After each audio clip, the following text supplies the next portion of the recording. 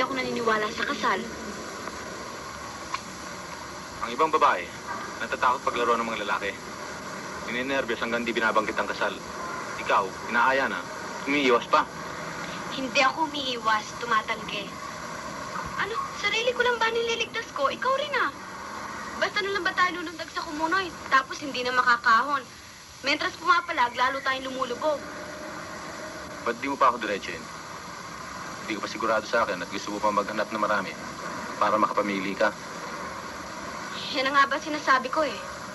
Eh kung kasal na tayo, at saka sasakalin mo ako ng suspecha at pagsiselos mo ng ganyan, wala ako say. Dahil hawak mo na ang dokumento na may karapatan ka maging diktador. Ako naman, sang alila, cry na lang ng cry. Eh pwede yun. Kung gusto mo, live-in na lang tayo. Legal na pagsasama ay hinahanap ko.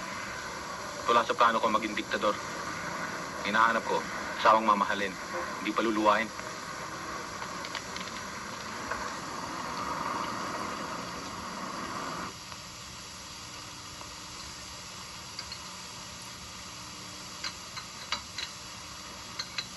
Inimbita mo ba ako rito para pakita sa akin kung paano natutunaw ang ice cream na hindi kinakain? Naniniwala pa rin ako na pwedeng pakasalan dalawang tao na walang mangyayaring abuso. Nag-umpisa ka na naman. Tapos na ang klase at bakasyon na. Away pa bang babaunin ko? Hindi away ang hanap ko. Asawa. Yung ice cream mo pwede nang inumin.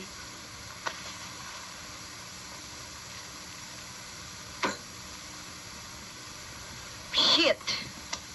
Para ka naman batang nagmamaktol eh. Huling araw na nga ng pagsasama natin, di pa tayo magsaya. Sana sumama na lang ako sa party ng mga girls sa dorm. Oo, sana sumama na lang ako sa mga barkado ko sa beach. Maraming babae. Hirap lang, hindi ko talaga hilig eh. Eh yan ang hirap sa'yo eh. Uso na ang pills at condom, ang hinahanap mo pa sa babae, wedding ring bago hubad.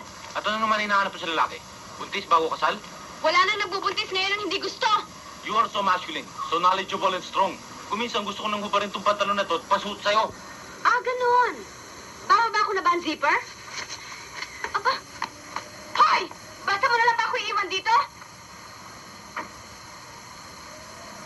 Hindi mo kailangan ng lalaki, Mr. Woman Liberated!